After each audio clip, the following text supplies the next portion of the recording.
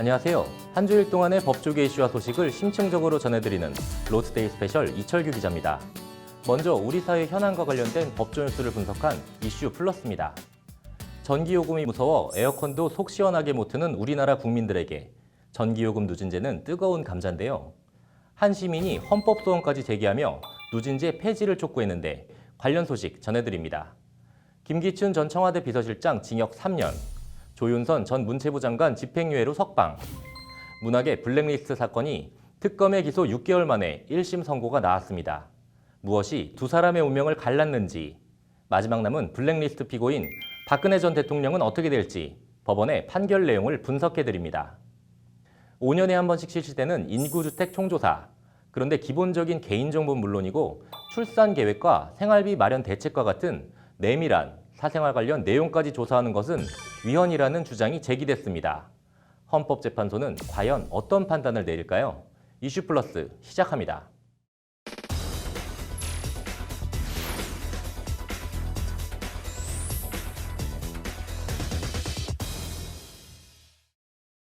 네, 말도 많고 탈도 많은 가정용 전기요금 누진제, 결국 헌법재판소까지 가게 됐습니다. 이슈플러스 장한지 기자 나와 있습니다.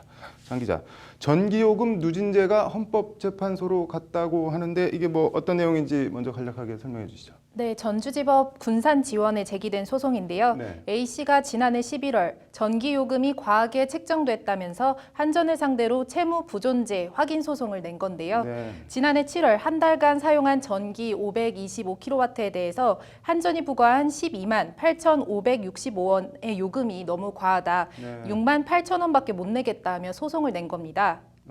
대단한 사람이네요. 그런데 군산지원에 낸 소송이 어떻게 헌재까지 가게 된 건가요? 네, A씨는 소송을 내면서 네. 한전의 현행 요금 부과와 공급 계약 체계에 대한 위헌 법률 제청도 함께 신청했습니다. 네. 위헌 법률 제청이요?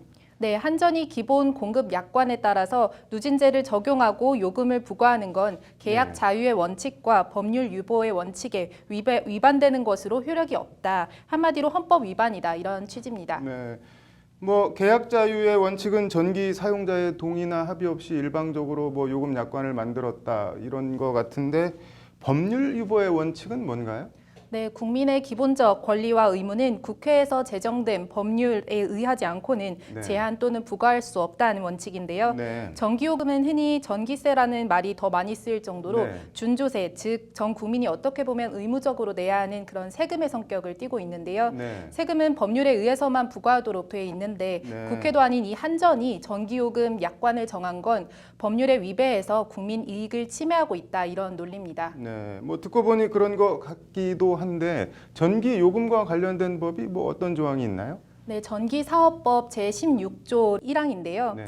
해당 법 조항은 전기 판매 사업자는 대통령령으로 정하는 바에 따라 전기 요금과 그 밖의 공급 조건에 관한 약관을 작성해 산업통상자원부 장관의 인가를 받아야 한다. 이를 변경하려는 경우에도 또한 같다. 이렇게 돼 있습니다. 네. 이 조항이 위헌이라는 게 A씨 측의 주장입니다. 네. 법원 판단은 어떤가요?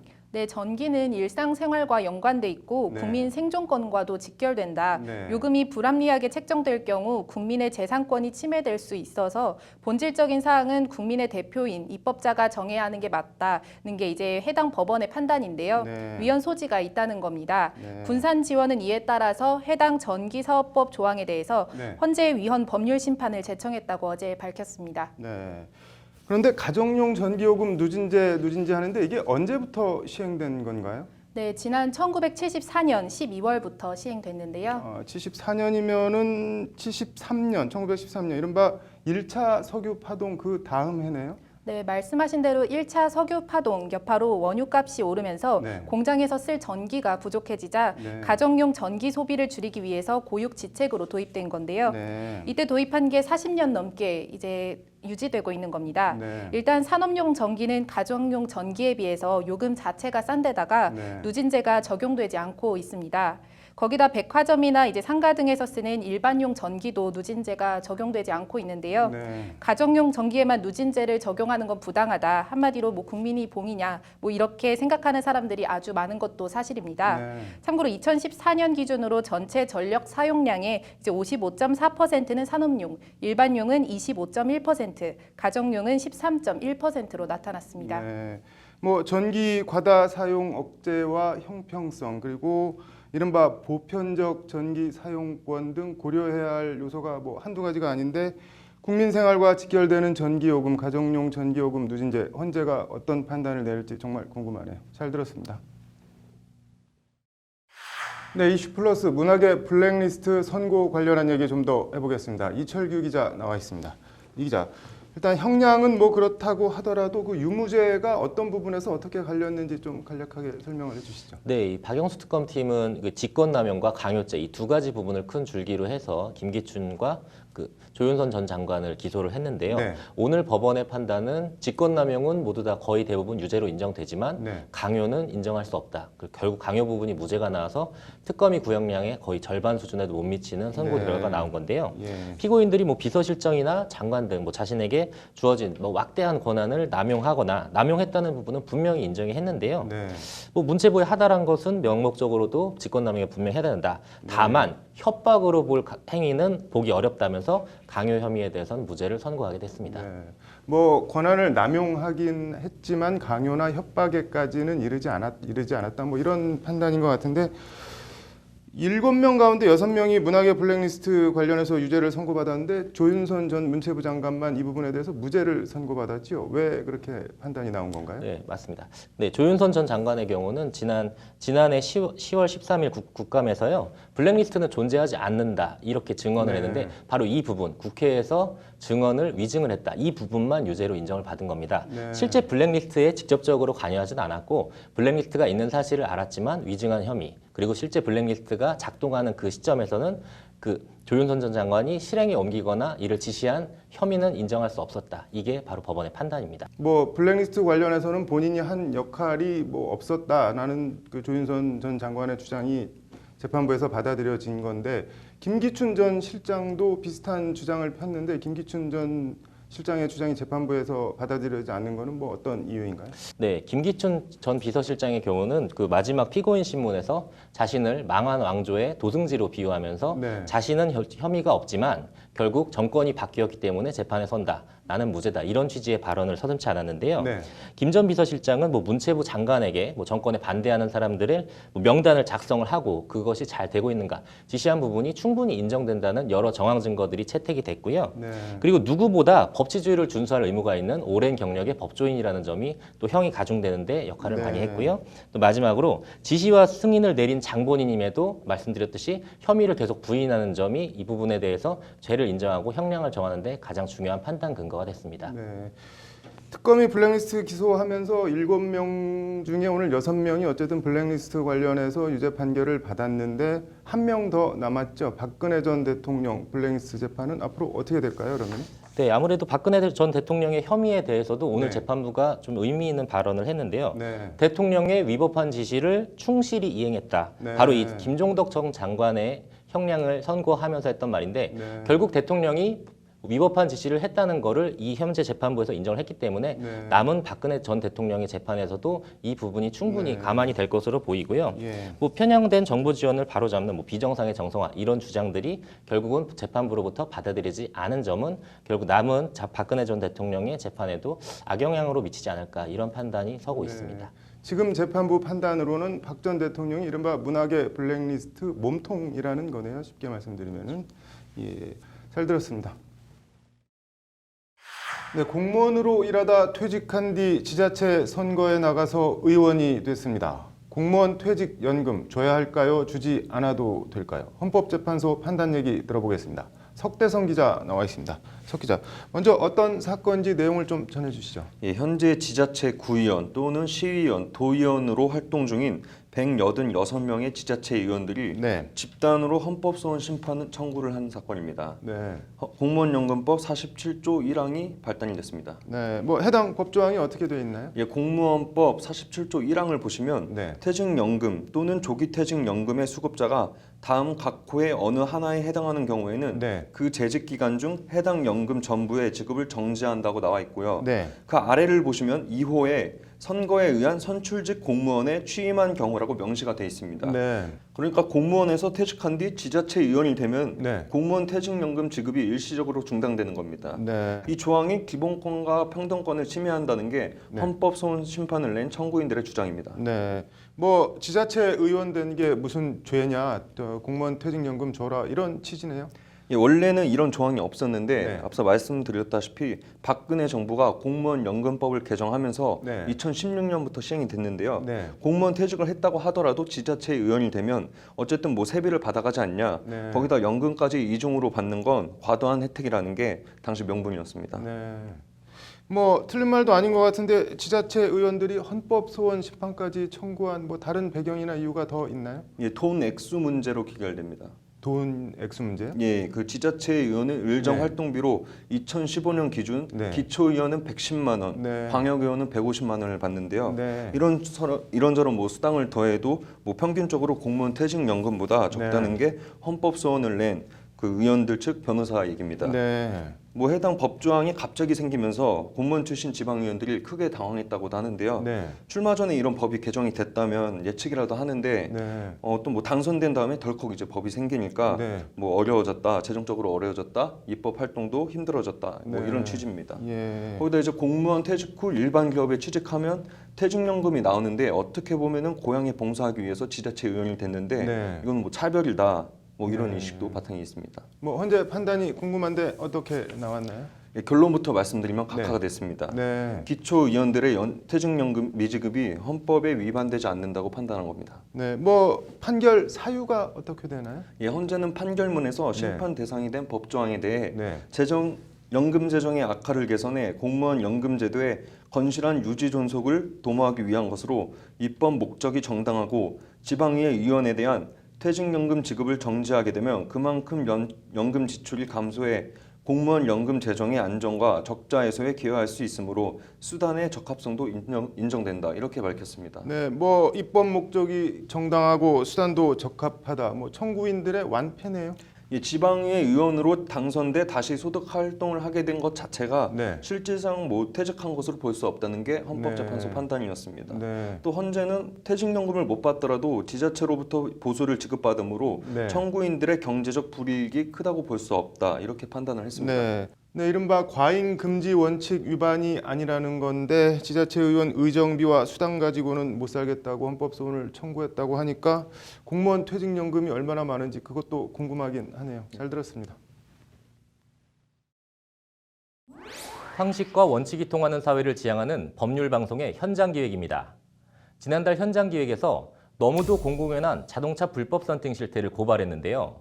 시청자 여러분들의 공감도 있었지만 썬팅 다 아는데 왜 새삼스럽게 문제 삼냐는 항의 아닌 항의성 반응도 많았습니다. 그래서 두 번째 썬팅 현장 기획으로 해외편을 준비했습니다.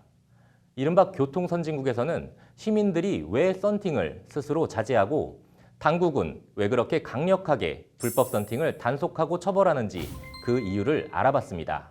로투데이 현장 기획입니다.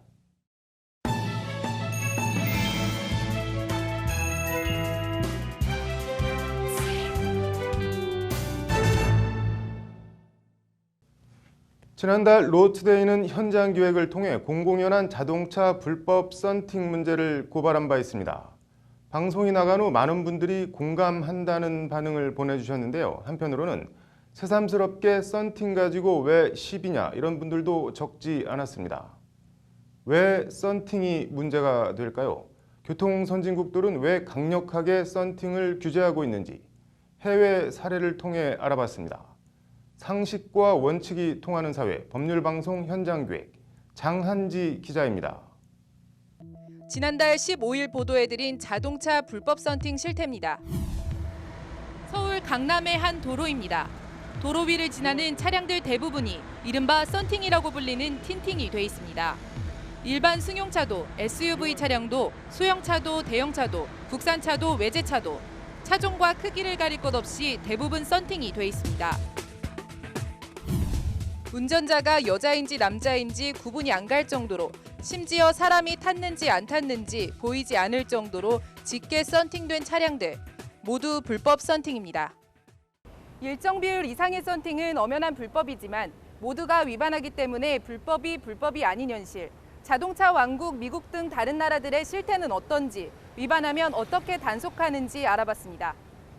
연중 따뜻한 기후에 강렬한 햇살로 유명한 미국 캘리포니아 남부 샌디에이고입니다. 도로 위를 달리는 차량들 모두 안이 훤히 보입니다. 우리나라처럼 차량 내부가 안 보일 정도로 짙게 썬팅이 돼 있는 차량은 눈을 씻고 찾아봐도 없습니다. 뒷좌석 창에 적당히 썬팅을 해놓은 차량만 간간히 눈에 띄는 정도입니다.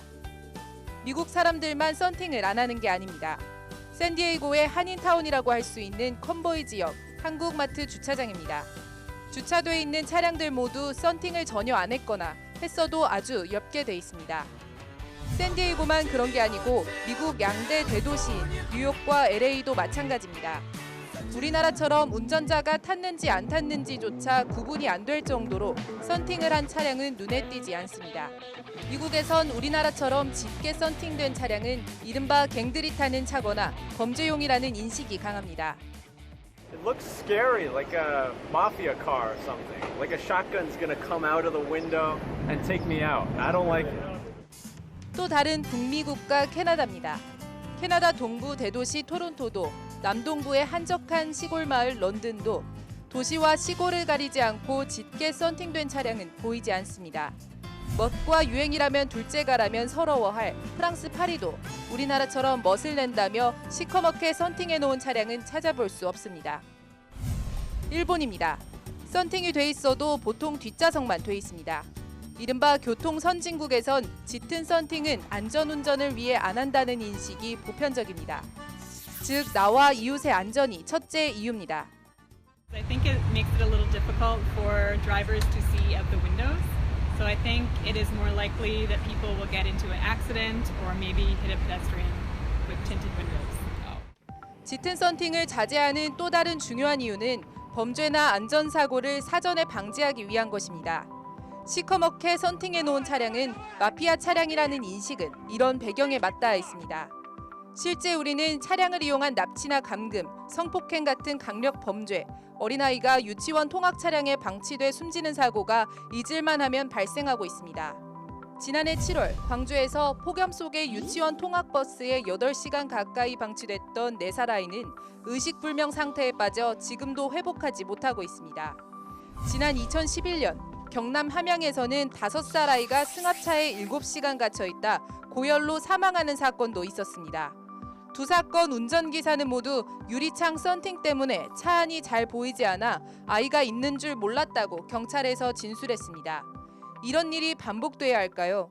우리는 보이지 않는 곳에서 뭔가 하기를 좋아하는 그런 국민적인 어떤 습관? 행태 부분이 있어서 가능하면 이제 노출 안 하려고 하는 부분들이 차량까지 이제 온 부분이 있고요. 이제 선진국이나 이런 교통 안전국들은 안전을 중요시하다 보니까 미국 등 교통 선진국들은 이 같은 안전사고와 차량 범죄를 막기 위해 일정 비율 이상의 썬팅을 엄하게 처벌하고 있습니다. 미국은 불법 썬팅에 대한 과태료를 최고 $1,000까지 우리 돈으로 120만 원 가까이 물리고 영국의 경우엔 단속 현장에서 썬팅 필름을 바로 제거합니다. 벤츠와 BMW를 탄생시킨 자동차 강국 독일은 아예 해당 차량 운전을 금지시키고 일본은 운전자뿐만 아니라 썬팅 업체까지 함께 처벌합니다. 첫째는 운전자 안전, 두 번째는 경찰 목적이 경찰이 운전자가 범죄인인지 아닌지 안에서 무슨 일이 벌어나고 있는지 안에서 무슨 폭력이 진행되고 있을 수 있잖아요. 운전자한테. 경찰 질서 유지 목적이죠. 썬팅을 규제하는 것. 우리는 썬팅 다 하는 게 뭐가 문제야지만 교통 선진국에서 왜 그렇게 강력하게 불법 썬팅을 단속하는지 시민들은 자발적으로 왜 짙은 썬팅을 자제하는지 근본적인 이유와 배경을 생각해보고 고칠 게 있으면 고치는 게 상식과 원칙이 통하는 사회로 가는 길이 아닐까 합니다. 법률방송 장한지입니다. 다음은 법조계 이슈를 해부하는 로 인사이드입니다. 이번 주 법조계의 화두는 단연 문무일 검찰총장의 임명과 이른바 검찰개혁 이슈였습니다. 문무일 총장은 청문회에서 검찰의 직접 수사권과 특별 수사권은 반드시 필요하다며 검찰개혁에 반대하는 듯한 입장을 보여 그 발언 배경을 놓고 다양한 해석이 나오기도 했는데요. 검찰 수사권과 기소권의 분리, 다른 나라에서는 어떻게 운영하고 있는지 알아봤습니다. 또 검찰개혁을 놓고 민주사회를 위한 변호사 모임은 5대 과제를 선정해 발표했습니다. 어떤 내용인지 김준우 민변 사무차장이 직접 법률방송 스튜디오에 출연해 자세히 전해드립니다. 인사는 만사라고 하죠. 검사 동일체 원칙의 조직, 검찰만큼 그 말이 잘 들어맞는 곳도 드문데요. 지난 27일 검찰의 꽃이라는 검사장급 이상 고위 간부 36명의 인사가 단행됐습니다. 인사의 몇 명과 이번 인사가 검찰의 인적 쇄신으로 이어질지 그 배경과 의미를 알아봅니다. 로 인사이드입니다.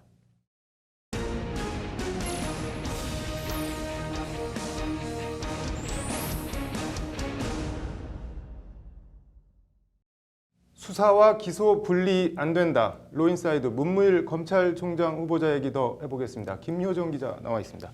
김 기자, 문무일 후보자 오늘 국회 인사청문회 보니까 검찰이 수사권과 기소권 둘 다 가지고 있어야 한다. 뭐 이런 입장이 아주 확고한 것 같아요. 예, 문 후보자의 이런 입장은 지난 21일에 제출한 국회 인사청문 서면 질의 답변서에서 어느 정도 예견이 됐던 건데요. 네. 당시 답변서를 통해 문 후보자는 판사가 재판하지 않고 판결을 선고할 수 없듯이 네. 검사가 수사하지 않고 기소 여부를 결정할 수 없다 이렇게 말했습니다. 네. 오늘 열린 청문회에서도 문 후보자는 검사가 경찰의 수사 기록만 보고 기소 여부를 판단하기가 쉽지가 않다. 네. 부정부패 해소를 위해선 검찰의 특수수사가 필요하다고 말해서 검찰 수사권 유지의 필요성을 거듭 강조했습니다. 네. 문 후보자 답변서 보니까 수사와 기소는 성질상 분리할 수 없는 것으로 OECD 국가 등 검찰 제도를 둔 대부분의 국가에서 검찰이 기소 기능과 수사 기능을 함께 가지고 있다. 이렇게 밝혔던데 진위를 한번 좀 확인해 볼까요? 다른 나라들은 실제 어떻게 돼 있나요? 네, 먼저 대표적인 대륙법계 국가인 독일은 검찰을 수사의 주재자, 또 사법경찰관은 검찰의 연장된 팔 이렇게 표현하고 있습니다. 네. 이게 뭐 사법경찰관은 검찰의 연장된 팔이다. 이게 뭐 어떤 의미인가요? 네, 한마디로 일선 수사는 경찰이 하지만 네. 검찰은 그런 경찰에 대한 수사 지휘권을 쥐고 있다. 이렇게 보시면 될 것 같습니다. 네. 세부적으로 들여다보면 일단 독일의 형사소송법은 검찰의 수사권과 수사 지휘권, 또 수사 종결권까지 아울러 부여하고 있습니다. 네, 일단 표면적으로는 우리나라랑 비슷하네요. 예, 표면적으로는 그런데요. 네. 그렇지만 독일 검찰은 수사 전반을 장악해서 수사권을 행사하는 것은 아니고 네. 대부분의 사건은 사법경찰을 통제하는 선에서 그치고 네. 우리 검찰과 달리 자체 수사 인력을 보유하고 있지도 않습니다. 아, 독일 검찰은 수사 인력이 아예 없다는 말씀인가요? 예, 그렇습니다. 그러면 수사권은 있는데 수사 인력은 없다. 이건 뭐 어떻게 봐야 하는 건가요? 네, 바로 그 점이 우리 검찰과 본질적으로 다른 점인데요. 네. 독일 검찰도 명목상으로는 수사권을 보유하고 있지만 네. 이는 수사 지휘권 차원의 수사권이지 실질적인 수사는 경찰이 한다고 보시면 될 것 네. 같습니다.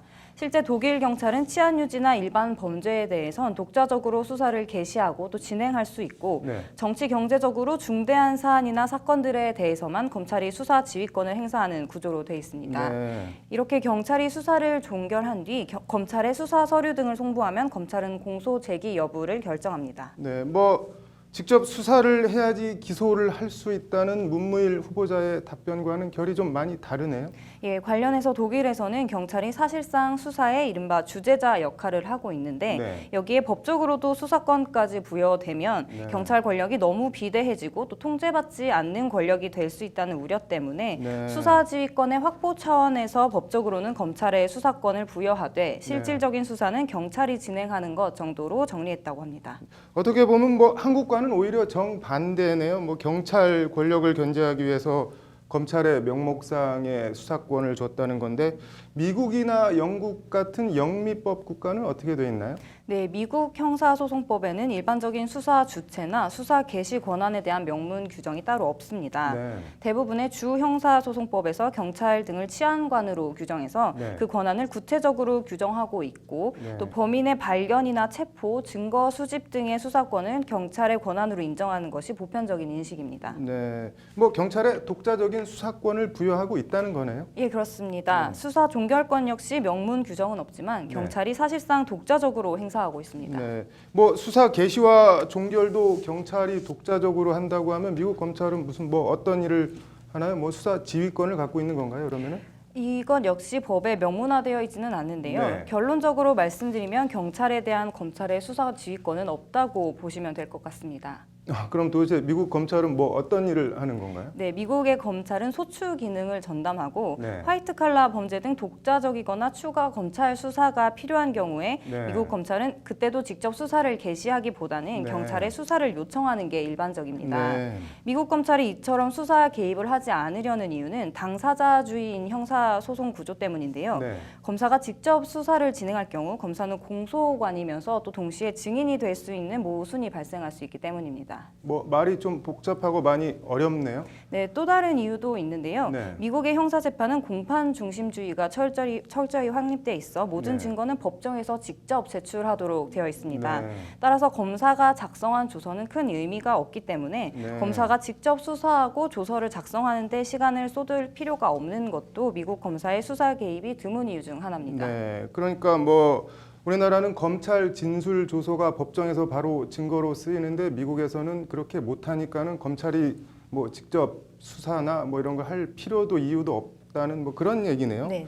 그러면은 일본은 어떻게 돼 있나요? 네, 일본 형사소송법은 사법경찰 직원은 범죄가 있다고 사료되는 때에는 범인 및 증거를 수사하는 것으로 한다고 규정함으로써 네. 사법경찰관의 수사권을 명시하고 있습니다. 네. 이와 더불어 검찰관은 필요하다고 인정되는 때에는 스스로 범죄를 수사할 수 있다고 검찰의 수사권도 인정하고 있습니다. 네. 그럼 뭐 경찰과 검찰 양측에 다 수사권을 주고 있는 거네요, 일본은? 네, 1차적으로 사법경찰관이 수사를 진행하고 네. 검찰이 필요한 경우 보충적으로 수사하도록 규정하고 있는 건데요. 네. 물론 검찰이 경찰에 대한 수사 지휘권을 보유하고 있지만 경찰이 수사를 진행 중인 사건에 직접 개입해 수사를 지휘하지는 않습니다. 네. 또 일본 검찰은 자체 수사 인력을 보유하고 있지만 네. 이러한 검찰의 독자 수사는 고도의 법률 지식이 요구되거나 네. 정치적 중립성이 필요한 사건에만 한합니다. 네. 또한 일본은 검찰과 경찰의 상호 협력을 위해서 검찰관과 도도부현 공안위원회 및 사법경찰 직원은 수사에 관하여 서로 협력해야 한다는 규정을 명문으로 두고 있습니다.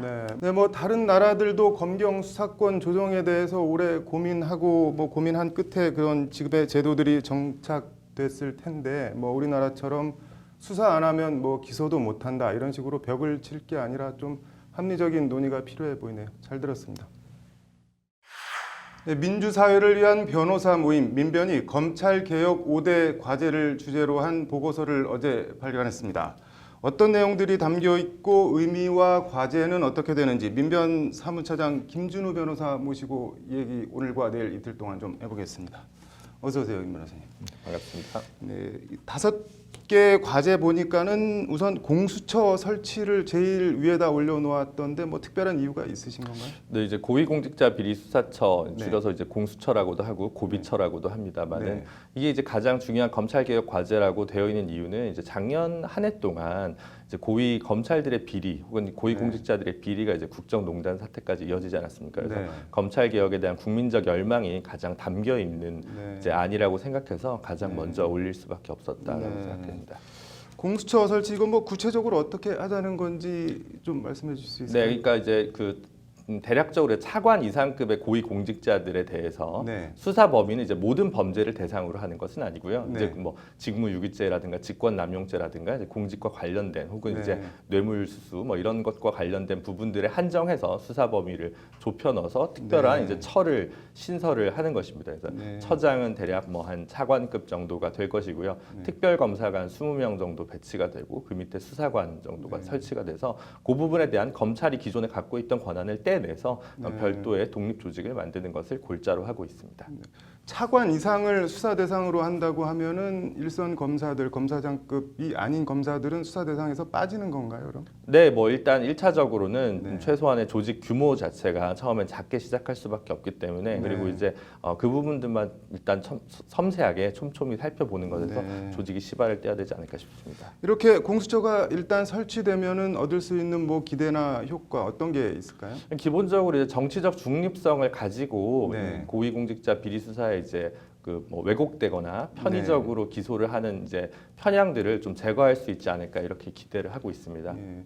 정치적 중립성에 대해서 말씀을 해주셨는데 이렇게 반대하는 사람들의 논거 중에 하나가 공수처가 검찰보다 뭐 정치적이지 않을 거란 보장이 어디냐, 더 정치적이 될 수도 있는 거 아니냐, 이거 옥상호가 아니냐, 이런 반대도 있는데 이거에 대해서는 어떻게 생각하십니까? 정치 검찰이라는 게 기본적으로 네. 한 축으로 보면 결국 청와대를 기점으로 해서 인사권을 가지고 무기로 흔드는 네. 그런 것 때문에 정치화되는 면이 있는 것이거든요. 네. 근데 공수처 같은 경우는 기본적으로 국회에서 합의를 통해서 공수처장 후보를 선출하도록 이제 통상 이제 논의가 네. 되고 있기 때문에 네. 오히려 청와대 눈치를 보지 않는 공수처장의 책임하에서 책임 있는 수사가 이루어질 수 있지 않을까 이렇게 생각을 하고요. 네. 옥상옥이라는 건 이제 수사 권한이 전반적으로 커진다는 것인데 그게 네. 아니라 검찰이 기존에 갖고 있던 일부 직무를 떼는 거기 때문에 네. 수사 총량이 커지는 것은 아닙니다. 그러면 차관급 이상의 고위 공직자 비리는 공수처에 전담을 하고 검찰은 그 부분에서 손을 떼게 하겠다 이런 말씀이신가요? 네, 일단 일차적으로 그렇습니다. 네. 검경 수사권 조정 얘기 해볼까요? 이게 뭐 한 번에 다 이루어질 수 있는 건 아니고 단계적으로 해야 될 것 같은데 뭐 당장 시작할 수 있는 거 그리고 장기적으로는 어떤 단계까지 생각하고 계신지 좀 말씀해 주세요. 검경 수사권 조정이라는 게 이제 워낙 오래된 난제이고 네. 이제 예전에 뭐 그 참여정부 시절에도 이제 한번 이제 합의가 되었다가 이제 진행이 되지 않았거든요. 그래서 네. 2011년에 형사소송법 개정으로 다소간의 조정은 있었습니다만 네. 여전히 이제 경찰의 독자적인 수사 권한이 좀 똑바로 확보되지 않았기 때문에 이제 그 부분에 좀 형사소송법에 손을 봐야 되고요. 네. 두 번째는 문제는 이제 단순히 검찰이 수사지휘권을 뗀다고 해서 경찰의 수사 권한이 무작정 확대되는 것도 바람직하지 않기 때문에 네. 경찰위원회라든가 이런 경찰에 대한 민주적 통제 방안이 좀 더 강화되는 것이 네. 함께 보강돼야 될 것 같습니다. 예. 문무일 검찰총장 오늘 임명이 됐는데 뭐 국회 인사청문 서면 답변서에서 재판 없이 판결할 수 없듯이 수사 없이 기소할 수 없다 이렇게 이런 인식을 가지고 있는데 이거에 대해서는 어떻게 생각하시나요? 기본적으로 수사와 기소는 영미 같은 경우 철저하게 분리되어 있는 것이 기본적인 이제 골자고요. 네. 저희 같은 경우는 이제 외정 시절이나 이승만 정권 시절에 워낙 경찰이 좀 왜곡된 네. 파행적인 반인권적인 행태가 많았기 때문에 검찰의 지휘하에 두었던 연원이 있습니다. 이제 네. 좀 시간이 많이 지났기 때문에 네. 그 부분은 좀 국가가세하는 면이 있지 않나 싶습니다. 네. 뭐 일반 국민들 입장에서는 뭐 경찰에서 수사받나 검찰에서 수사받나 그게 나랑 뭐 무슨 차이가 있냐 어떻게 보면은 그래도 검찰이 더 난 거 아니냐 이렇게 생각할 수도 있을 것 같은데 어떠세요? 보통 이제 최순실 씨 같은 분들이 이제 검찰에 바로 출두하니까 그렇게 생각을 하시는데 네. 대부분의 범죄는 사실 경찰로 바로 가서 수사를 하는 거기 때문에 네. 오히려 이제 경찰이 어떻게 인권 친화적인 수사를 하도록 시스템을 만드느냐가 더 핵심이 아닐까 싶습니다. 네. 뭐 일반인들이 검찰한테 직접 수사받을 일이 별로 없다 그런 말씀이신 거네요. 네네. 네. 법무부 탈검찰화도 5대 개혁 과제로 뽑았는데 법무부에 검사들이 있으면 안 되는 이유 이거 뭐가 있는 건가요? 뭐 검사가 있어서는 안 되는 이유보다 법무부가 이제 기본적으로 해야 될 일이 네. 법무행정이라든가 인권국이라든가 또 교도행정이라든가 이게 출입국 네. 관리 업무는 이런 건 사실 검사랑 별 상관이 없는 업무인데 네. 검사의 좀 승진 자리로 왜곡되게 법무부가 그동안 운용되었던 것이 좀 차제에 혁신하고 정상화돼야 되는 그런 기조에서 좀 말씀드리고 있는 과제라고 할 수 네. 있습니다. 뭐 공수처 설치도 그렇고 검경 수사권 조정도 그렇고 법무부 탈검찰화도 그렇고 뭐 하나하나가 만만치 않은 과제인데 검찰 개혁 관련해서 내일 좀 더 얘기를 나눠보겠습니다. 잘 들었습니다, 임 변호사님. 네, 러 인사이드 어제에 이어 오늘도 검찰 개혁 5대 과제 민변 사무차장 김진우 변호사 모시고 얘기 나눠보겠습니다. 어서 오세요. 안녕하십니까?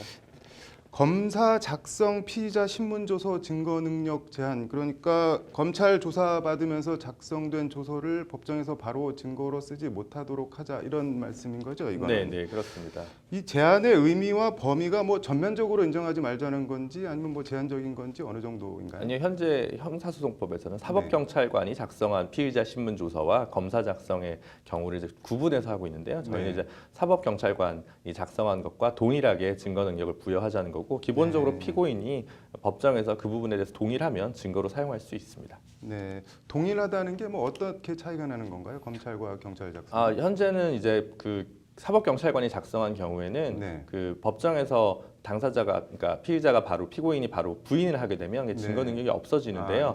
아, 네. 검사 작성의 경우에는 좀 달리 취급하고 있거든요. 조금 더 네. 증거 능력을 강하게 두고 있는데 이 부분이 공판 중심주의에 반하기 때문에 증거 능력을 네. 없애자는 주장입니다. 뭐 조서를 꾸민다는 말이 있긴 있는데 검찰 신문 조서 증거 능력을 제한해야 하는 이유 뭐 어떤 게 있을까요? 검사 작성 피의자 신문 조서 증거 능력이 너무 강력하다 보니까 네. 그 피의자 그 수사 단계에서 너무 강력한 수사가 이루어져서 네. 자칫해서 뭐 사망하는 그러니까 스트레스로 사망하거나 자살하는 경우도 10여 년 동안 100건 가까이 이제 입수가 되었거든요. 네. 그래서 그런 점을 봤을 때는 인권 친화적인 수사 관행을 만들기 위해서라도 이런 네. 개정이 필요하다. 저희는 그렇게 보고 있습니다. 예. 뭐 안 그래도 재판 받는 시간이 짧고 판사들도 나름 재판 담당하는 게 많아서 경무에 시달리고 있는데 이렇게 검찰에서 조사받은 거를 법정에서 다시 다 맞나 틀리냐 이렇게 하게 되면은 이거 너무 좀 부담되는 건 아닌지 이게 현실적으로 가능한 건지 그런 의문이 들기도 하는데요. 네, 다소간의 부담이 있을 수는 있습니다만 소송 경제를 위해서 절차적 네. 정의를 버릴 수는 없는 것이 저희 인권단체로서 입장이라고 할 수 있습니다. 네. 외국은 어떻게 돼 있나요? 이렇게 사법경찰관이 작성한 경우와 검사가 작성한 그 신문조서의 증거 능력을 차이를 두는 나라는 없는 것으로 알고 있습니다. 네. 재정 신청도 검찰개혁 5대 과제로 뽑았는데 재정 신청 뭐 이건 일반인들은 좀 생소할 수도 있는데 간단하게 설명해 네, 고소 사건이나 네. 이제 제한적으로 한 4종류의 그 형사 사건에 관해서 고발 조치를 했을 때 네. 검찰이 불기소 처분을 하면 여기에서 불복하는 절차로서 네. 법원에 대해서 이건 다시 판단해 달라, 네. 기소해야 되는 거 아니냐를 요청하는 일종의 기소에 대해서 시민이 참여할 수 있는 이제 그러한 제도라고 할 수 있는데 굉장히 제한적으로만 현재 그 설계가 되어 있습니다. 예, 그 말씀하신 네 가지가 어떤 건가요? 불법 체포 감금이라든가 네. 뭐 직무유기, 폭행 뭐 이런 정도 피의 사실 공표 이런 네 가지 네. 제에서만 적용하고 있습니다. 그럼 재정 신청 범위를 확대하자고 하면 확대 범위를 어느 선까지? 이제 고발 사건 전부에 대해서도 네. 이제 같이 확대를 하자라는 것이 저희 입장입니다. 네. 그렇게 되면 뭐 너무 소송 만능주의 부추기는 거 아니냐 이런 논란이 나올 수도 있을 것 같은데 어떠세요? 이제 그 기본적으로 만약에 그것을 이제 재정 신청을 너무 이제 과잉돼서 할 경우에 그에 네. 대한 일정한 법률 비용을 재정 신청자가 부담한다든지 그런 식으로 이제 네. 제도 설계를 하면 충분히 해결할 수 있습니다. 민변이 뽑은 검찰개혁 5대 과제 이거 뭐 구체적인 로드맵이나 뭐 특별히 선결 과제가 있다면 아니면 이거는 일단 최우선적으로 해야 한다 이런 게 있어요. 네, 저희가 봤을 때 이 5가지가 이제 그 법무부의 탈검찰화, 공수처 설치, 네. 그리고 검경 수사권 조정, 재정 신청 전면 확대, 검사 작성의 피의자 신문 조서 증거 능력 변경 이 5가지가 네. 선차적인 과제고요. 이런 권한들이 좀 검찰에게 독점적으로 구성되어 있던 권한들이 좀 내려놓으면 네. 그 다음에 뭐 그 수사청과 공소청으로 이제 검찰을 좀 이원화한다든가 그 다음에 이제 공공변호인 제도의 도입 네. 그리고 이제 마지막으로 지방검사장 직선제까지 좀 갈 수 있지 않을까 네. 저희는 그렇게 보고 있습니다. 어떻게 이번 정부 안에 될까요? 그런데 어떻게 생각하세요? 뭐 되든 안 되든 이제 뭐 열심히 네. 노력하고 시민사회의 목소리를 전달하는 게 저희 몫이라고 생각하고 있습니다. 예. 이건 뭐 마지막으로 우문이긴 한데 검찰 개혁 왜 해야 되는지 좀 말씀을 해주시죠. 가장 그 강력한 사실은 저희 법치주의 국가에서 가장 강력한 권한을 갖고 있는 권한을 갖고 있는 기구이기 때문에 이 기구가 투명하고 중립적이고 그리고 시민들에게 열려 있는 그런 조직으로 거듭나야만 좀 그 왜곡되는 형사 문화나 사법인권 피해받는 사법인권이 충분히 보장받을 수 있다고 생각합니다. 네. 뭐 누구나 다 그 정당성은 알고 있지만 뭐 고양이 목에 방울 달기 검찰 개혁 이거 뭐 역대 어느 정권에서도 제대로 하지 못했는데 문재인 정부에서는 해낼 수 있을지 민변과 함께 저희 법률 방송도 관심 갖고 지켜보겠습니다. 네, 민 변호사님 감사합니다. 잘 들었습니다. 네, 문재인 정부 첫 검찰총장 문무일 총장의 검찰 수뇌부 승진 및 보직 인사가 오늘 단행됐습니다. 키워드를 압축하면 세대 교체와 물갈이로 요약됩니다. 로인사이드 정순영 기자와 관련 얘기 나눠보겠습니다. 정 기자, 먼저 오늘 인사 규모부터 좀 간략하게 말씀해 주시죠. 네, 문재인 정부의 검찰 권한 축소 기조에 따라서 네. 차관급인 검사장급 이상 자리가 49자리에서 44자리로 5자리가 줄었는데요. 네. 오늘 검사장급 이상 인사는 모두 36자리에 대해서 단행이 됐는데요. 네. 말 그대로 인사 태풍이다 이렇게 말할 수가 네. 있겠습니다. 뭐 현실적으로 바꿀 수 있는 자리는 다 바꾼 것 같은데 고검장 인사부터 먼저 볼까요? 네, 이런저런 이유들로 이미 다 나가고 공석 상태였던 네. 고검장급 자리 5곳에는 문 총장의 연수원 기수 한두 기수 아래인 19기, 20기가 모두 승진 발령이 났습니다. 아, 5자리가 모두 승진으로 발령이 난 건가요? 네, 그렇습니다. 19기 2명, 20기 3명 이렇게 발령이 됐는데요. 네. 우선 19기에서는 조은석 사법연수원 부원장이 서울 고검장으로 또 황철규 부산지검장이 대구 고검장으로 각각 승진 발령이 났습니다. 네. 또 20기에서는 박정식 대검 반부패 부장이 부산 고검장으로 발령이 났고요. 네. 김호철 법무부 법무실장이 광주 고검장으로 그리고 김호수 서울 북부지검장이 법무부 연수원장으로 각각 승진을 했습니다. 네. 조은석 신임 서울 고검장은 네. 2014년 그 세월호 수사 당시에 네. 대검 형사부정으로 검경 합동 수사를 지휘한 바가 있었는데요. 네. 당시에 과실치사 적용 여부 등을 놓고 법무부와 여러 가지 좀 갈등을 빚었던 것으로 전해지기도 했습니다. 네. 이후에 수사 일선에서 좀 비껴나가서 초임 검사장급이 배치되는 자리이기도 한 사법연수원 부원장으로 발령이 났는데 네. 연수원 동기인 당시 우병우 민정수석과 대립각을 세우다가 밀려난 것이 아니냐 이런 말들이 네. 검찰 내에서 조금 퍼져 있었던 상황입니다. 그렇군요. 이번에 어쨌든 서울 고검장으로 부활을 한 건데 뭐 검찰의 꽃으로 불리는 검사장 인사도 좀 볼까요? 네, 이번 인사에서 네. 총 12명이 차관급 대우로 검찰의 꽃이라고 불리는 네. 검사장으로 승진을 했습니다. 네. 이동열 서울중앙지검 3차장 등 22기에서 3명, 그리고 이정회 서울중앙지검 2차장 등 23기에서 9명이 각각 검사장으로 승진을 했습니다. 네. 뭐 중앙지검 2, 3차장이 모두 검사장으로 승진을 해서 서울중앙지검을 떠나게 된 게 눈에 띈다면 띄는 부분이네요. 네, 윤석열 서울중앙지검장이 연수원 23기인데요. 관련해서 지난 7월 검찰에서는 윤석열 지검장을 큰 대자를 써서 대윤, 네. 또 이에 빗대서 소윤이라고 불리는 네. 연수원 25기 윤대진 검사가 중앙지검 선임차장인 1차장 직무대리로 발령이 네. 났었습니다. 이 지검의 동기와 선배가 그리고 선임 1차장보다 2, 3기수 정도 선배들이 2차장과 3차장으로 있는 어떻게 보면 검찰 관행에 좀 맞지 않는 그런 네. 모습들이 좀 펼쳐졌다라고도 볼 수가 있을 텐데요. 네. 오늘 인사는 이들 2, 3차장을 검사장으로 승진시켜서 내보냄으로써 네. 윤석열 서울중앙지검장을 만들도록 어떻게 보면 좀 모양새를 만들었다라고 네. 볼 수가 있겠습니다. 대검 인사는 어떻게 됐나요? 이 검사장급인 대검부장 먼저 승진 인사를 좀 보면은요. 네. 이성윤 서울고검 검사가 형사부장으로 또 배성범 안산지청장이 강력부장으로 또 네. 송삼현 부산지검 1차장이 공판 송무부장으로 네. 이정회 서울중앙지검 2차장이 과학수사부장으로 각각 승진 발령이 났습니다. 네. 뭐 다른 인사들은 더 어떻게 됐나요? 네, 이 대검과 전국 검찰의 기조와 운영을 담당하는 기획조정부장에는 차경환 현 서울고검 차장 검사가 또 네. 전국 특수부 사건을 지휘 총괄하는 반부패부장에는 네. 김우현 법무부 출입국 외국인 정책본부장이 또 공안부장에는 권익환 법무부 기획조정실장이 각각 전부 발령이 났습니다. 네. 이 부분은 좀 눈여겨봐야 할 것 같은데 어떤가요? 네, 대검 기획조정부장은 문무일 총장의 이 검찰 운영 기조를 지근거리에서 보필하는 자리다라고도 볼 수가 있을 텐데요. 네.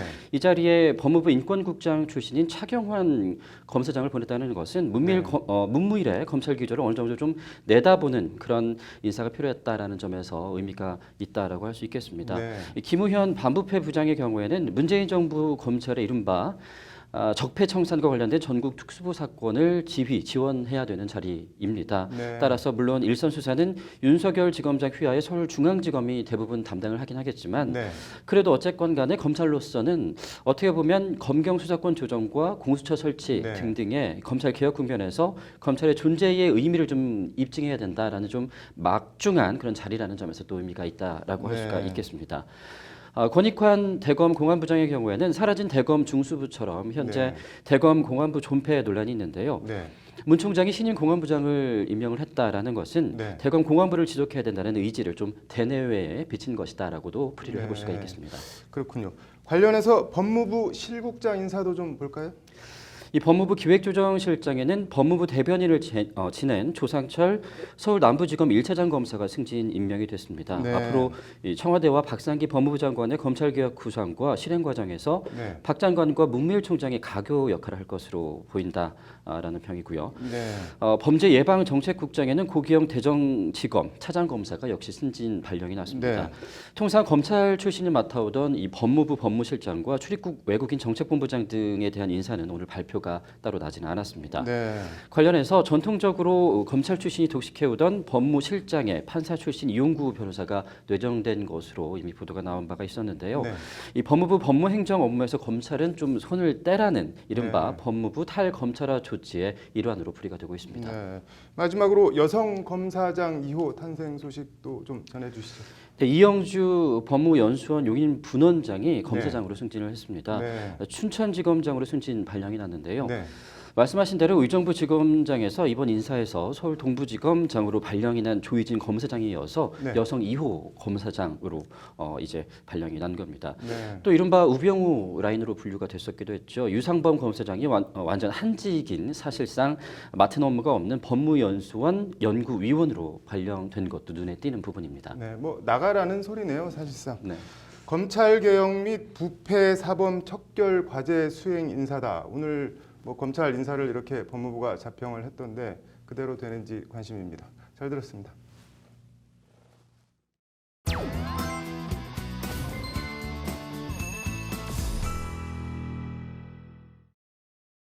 나그네는 맑기를 바라는데 농부는 비 오기를 바라네.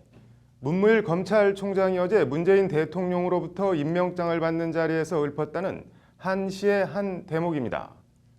검찰 개혁을 주문하는 문 대통령에게 제각각 입장도 생각하는 바도 다르다는 어떻게 보면 검찰 개혁에 저항하는 것처럼 비칠 수도 있는 시를 읊은 것입니다.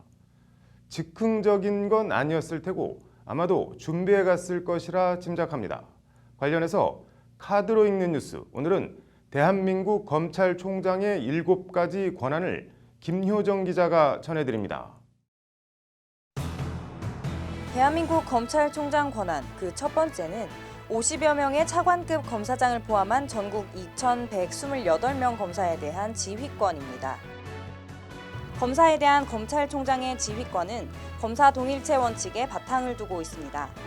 검사 동일체 원칙은 검찰권 행사에 있어 검사는 검찰총장을 정점으로 하는 상명하복 관계에 있으며 분리할 수 없는 유기적 조직체라는 인식에 뿌리를 두고 있습니다.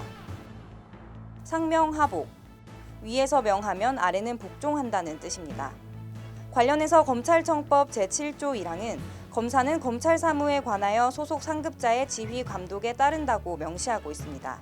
결과적으로 전국 검찰청 모든 검사는 검찰총장의 명에 복종해야 한다는 얘기입니다. 검찰총장 권한 두 번째는 검사 인사입니다.